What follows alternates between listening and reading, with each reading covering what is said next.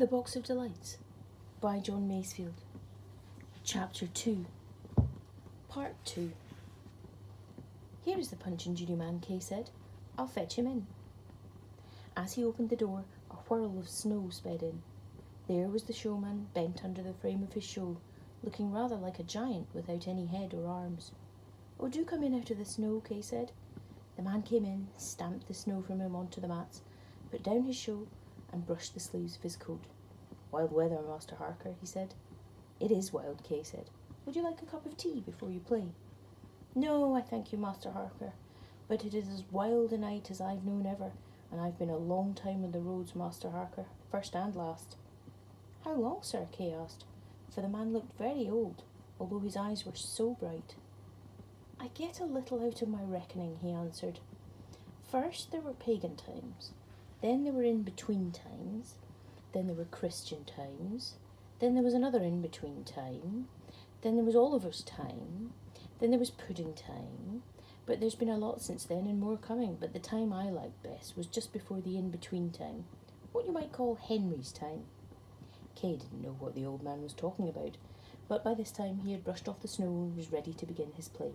So, as soon as the room was ready and everybody comfortable on the floor, he came in and played his Punch and Judy play. "And now, Master Harker and friends," he said, coming outside his stand, "now that I've played my play, I'll play more than my Punch and Judy, for a travelling man collects as he goes, or doesn't he?" "He does," little Maria said. "Ah, he does, the bright Miss Maria says," he repeated. "He collects, and what he collects, he shows." He propped his theatre against a bookcase, sat cross-legged in front of the door, and produced a little white ball, which he tossed in the air. It broke into 2 balls while it was aloft, and he tossed them repeatedly, until they broke into 4 balls, which shone as they flickered up and down. Presently, while 3 of the balls were in the air, he beat the 4th into the ground, where it became a bright little mouse, which ran away into a hole. Then he tossed another ball to the ceiling, where it became a shining bird, which flew away.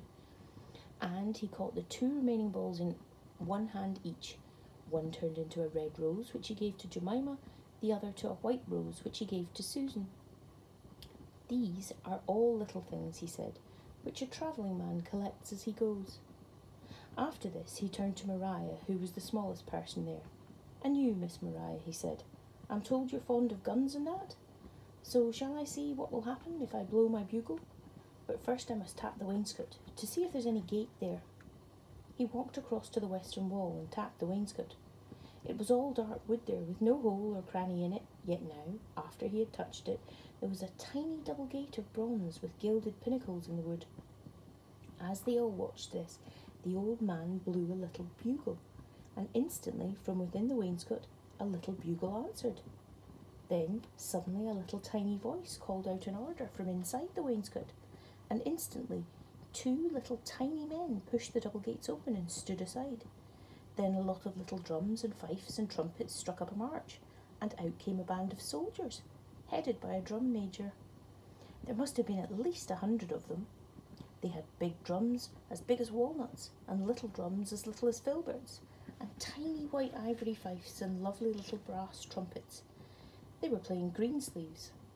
They wore scarlet coats with white facings and neat little black trousers, but the beautiful thing was the way they marched. Then after them there came a regiment of foot soldiers, then a regiment of cavalry on little horses. The horse of the colonel, which was a white charger, shied at little Maria. Then after these there came a regiment of artillery with guns and ammunition wagons. Then after these there came wagons full of supplies of all sorts. The band halted in the middle of the room, but went on playing while the army marched about. Then presently the army halted. The foot soldiers piled their arms, the cavalry dismounted and tethered their horses, the artillerymen parked their cannon and put their horses into lines. Then they unpacked the wagons, put up tents, unrolled blankets, lighted campfires, cooked their suppers, and went into the tents to sleep, except the sentries, who marched about and sometimes said, "Who goes there?" Presently the buglers came to the tent doors to blow the waking call. Everybody sprang at once to work. Some struck the tents, others lit fires and cooked bacon and made coffee, or loaded up the wagons, or rubbed down and harnessed the horses after giving them their feed. Then, when the men had breakfasted, they all fell in, the horsemen mounted, the artillerymen climbed onto their guns, and away they all marched as the band played, 3 times round the room, then through the double bronze gates which closed behind them. After they had closed, the children heard the band fading away into the distance until it was silent. As they looked at the little gates, they began to fade, until in a minute no trace of them was there. The wainscot was all old dark wood, in a solid panel. "That was lovely," Maria said. The old Punch and Judy man said, "I seem to remember little Miss Susan was once very fond of butterflies. I'll see if I can't call a few in spite of the cold." He began to blow a low note upon his panpipes. Presently he said, "The leaves are falling. All the cocoons are in the leaves." It seemed to the children that the ceiling above them opened into a forest in a tropical night. They could see giant trees with their stars in their boughs and fireflies gleaming out and ceasing to gleam among the lower sprays. Heavy leaves began to waver down onto the floor where they lay crackling, till it grew brighter, and then lo, the sun was shining among the treetops. Green and grey parrots and a scarlet cardinal bird came pecking at the fruits, and now out of the fallen leaves there came butterfly after butterfly, bursting out of cocoons and chrysalids of many strange forms into images of lively beauty, bright as jewels. They sunned themselves for a moment, then leaped into the air and flew about. "Put a little sugar from the bowl into your hands," the old man said to the children. "Then they will perch on you." The children put sugar onto their hands, moistening it from the milk jug, and lo, the lovely gleaming blue and scarlet and golden creatures perched on their hands and glistened and quivered there as they thrust long snouts into the sweetness. Little Susan had as many as 9 on her hand at once, as well as a big shining blue one which perched on her hair. When all the butterflies had had some sugar, they flew up into the air and danced in and out in a maze, as gnats will do, but the maze danced by them was all in order and very beautiful. At last they went spiring up into the bright tropic day, flickered away amongst the trees, going round and round and round until they were out of sight, so far up. Then the tropic forest disappeared. It was the study ceiling again. "And now," the old man said, "I'll show you yet another play, which many an ancient queen has watched in her palace by the banks of the Nile." He produced 2 cubes of ivory, one red, one white. They looked like dice. "Now," he said, taking one in each hand and shaking them, "look at these." He was shaking the dice in a strange way, so that suddenly the moving rhythm of the hands became waves of the sea. The little red cube was a tiny little red shark, snapping after a little white skate.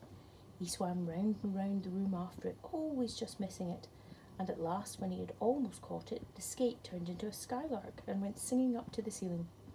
Instantly the shark turned into a hawk and went after her. They went round and round the room, up and down. Always the hawk nearly caught her, and once it seemed had caught her, but the lark turned into a little deer and ran among the children.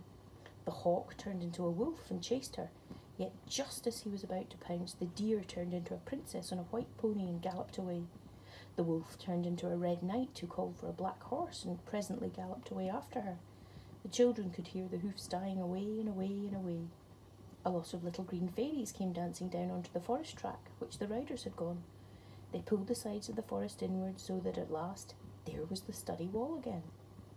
"Now," the old man said, "if you've been pleased with my shows, if I may have my silver shillings, my biscuit for my Toby, my egg and my bacon for myself, I will be taking my way." Kay paid him the silver shillings and brought in biscuits and some good meaty bones for Toby, then a supper of eggs and bacon with hot buttered toast and a jug of sweet chocolate. The old man seemed suspicious about the French window. Before he sat to his supper at the table, he went to it, to make sure that the curtains were completely across it. While he ate, the children sat round the fire, talking of the wonderful show and telling each other what they would like to see again. Suddenly the dog Barney pricked up his ears from just outside the French window. 2 key bugles and an oboe struck up the tune of "O Come, O Ye Faithful." Some 20 singers outside in the snow broke into the hymn. "Carol singers," said Kay, "and very good ones. How silently they came up, I didn't hear a single step." Peter went to the window and twitched back the curtain a little. "It's deep snow already," he said, peering out. "They've got Japanese lanterns. Do look how beautiful they are." Outside was a party of 20 men and women wrapped up against the snow, bearing big Japanese lanterns hung upon sticks. Snow was whirling all about them.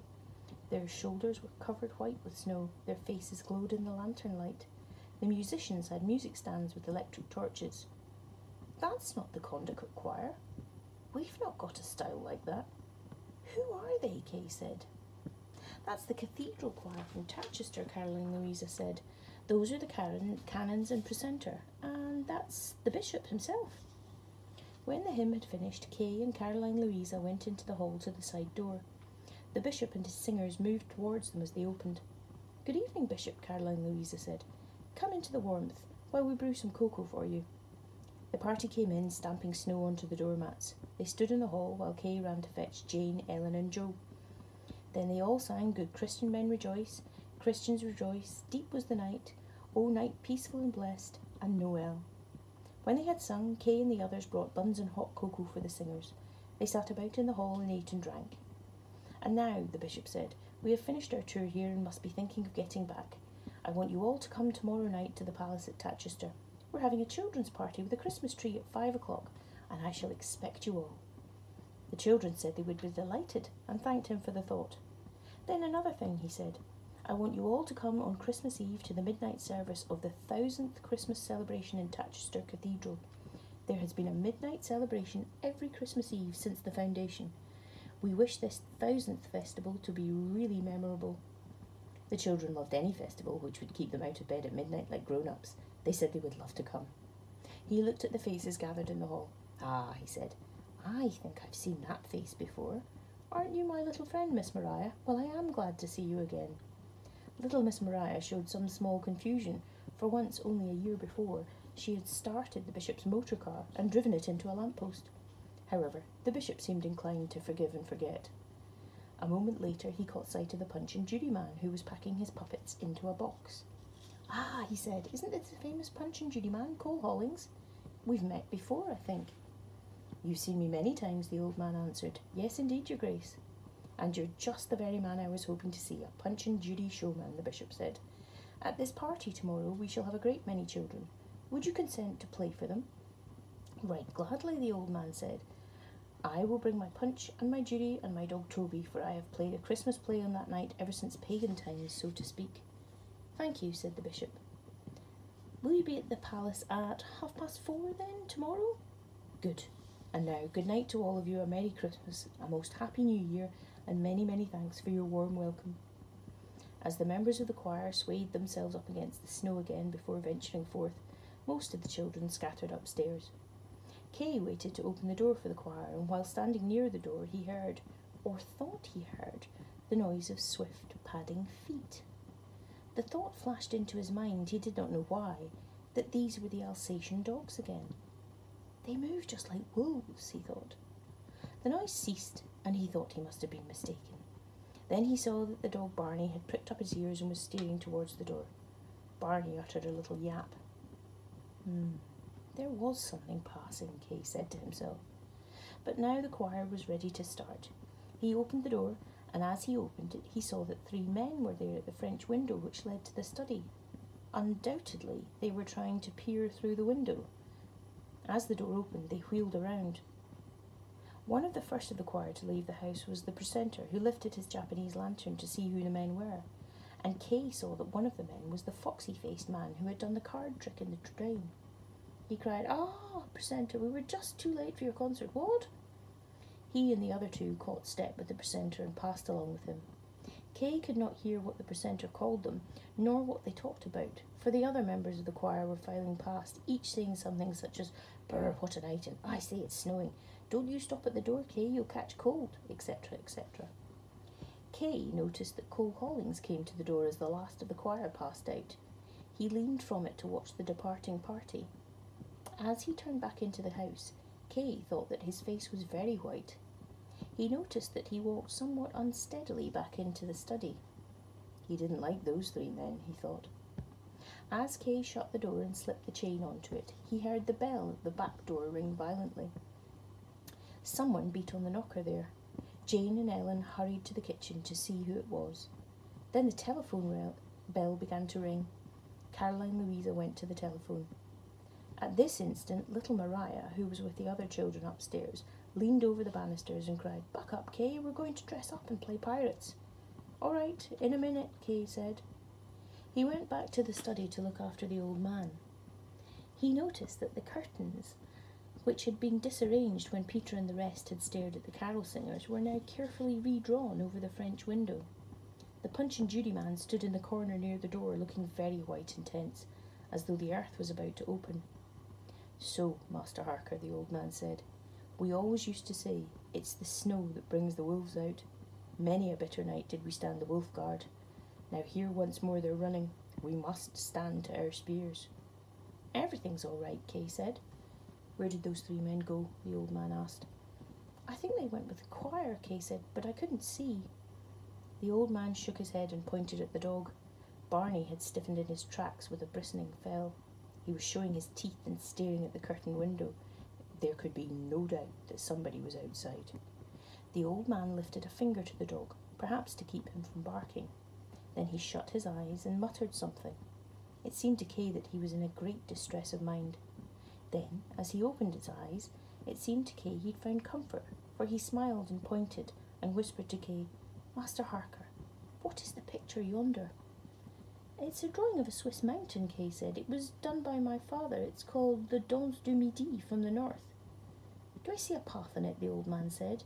"If you, with your young eyes, will look, perhaps you will kindly tell me if that is a path on it?"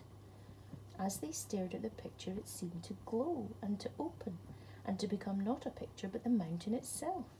They heard the rush of the torrent. They saw how it tumbled and smashed the scarred pine trees that were rolled amongst the boulders.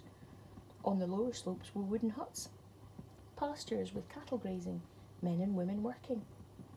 High up above there in the upper mountain were the blinding bright snows, the teeth of the crags black and gleaming. "Ah," said the old man, "and yonder down the path come the mules." Down the path, as he said, was a string of mules. They were led, as mules usually are, by a little pony mare with a bell about her neck. The mules came in single file down the path. Most of them carried packs upon their backs of fallen logs or cheeses made in the mountain dairies, or trusses of hay from the ricks. One of them, towards the end of the line, was a white mule, bearing a red saddle. The first mules turned off at a corner. When it came to the turn of the white mule to turn, he balked, tossed his head, swung out of the line, and trotted into the room, so that Kay had to move out of his way. There the mule stood in the study, twitching his ears, tail and skin against the gadflies, and putting down his head so he might scratch it with his hind foot. "Steady there," the old man whispered to him. "And to you, Master Kay, I thank you. I wish you a most happy Christmas." At that, he swung himself onto the mule, picked up his theatre with one hand, gathered the reins with the other, and said, "Come, Toby," and at once rode off with Toby trotting under the mule, out of the room, up the mountain path, up, till the path was nothing more than a line in the faded painting that was so dark upon the wall. Kay watched him until he was gone, and almost sobbed. "Oh, I do hope you'll escape the wolves." A very, very faint little voice floated down to him from the mountain tops. "You'll see me again." Then the mule hoofs seemed to pass on to grass. They could be heard no more. "He's gone forever," Kay thought as he watched. There came, as it were, a little gust of wind, blowing what looked like snowflakes from the mountain path. The snowflakes flew out into the room and fluttered about the ceiling, growing rapidly larger. They resolved themselves into shapes of coloured tissue paper, such as the caps and crowns sometimes found within crackers. There were also little paper balloons, in the shapes of horses, ships, and aeroplanes, and these floated and lifted and drifted down. Kay saw that there was one of a different shape and colour for each child there, and painted too with his or her name.